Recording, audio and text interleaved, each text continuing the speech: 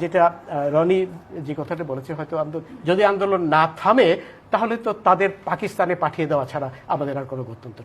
সেটা যেটা বললাম সেটা হলো যে এখন যে অবস্থা দাঁড়িয়েছে, পাকিস্তানে আসলে যাওয়া সম্ভব নয়।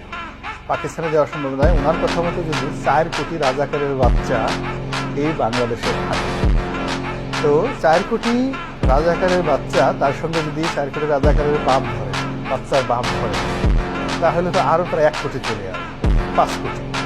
তারপরে এই রাজাকারের বাচ্চারা যদি কেউ বিয়ে থা করে থাকে, বউ থাকে, কারো যদি প্রেমিক থাকে, ওগুলো তো রাজাকার।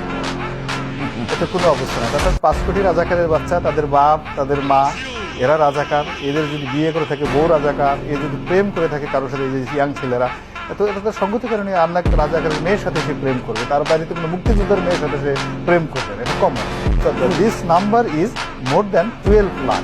ওনার হিসাব অনুযায়ী নাম্বার হয়ে যায় 12 কোটি। 4 কোটি রাজাকার এই রাস্তায় এখন যদি থাকে 12 কোটি হয়ে যায়। বউ, বাচ্চা, প্রেমিক, এগুলো সব ধরলে নাতি 12 কোটি লোককে আসলে পাকিস্তান যাওয়া সম্ভব না। বরং এই রাজাকারের বাচ্চারা, 12 কোটি রাজাকারের বাচ্চারা যদি এক হয়ে যায়, তারা অনেককে ভারতে পাঠাই দিতে পারে। That is the dangerous game.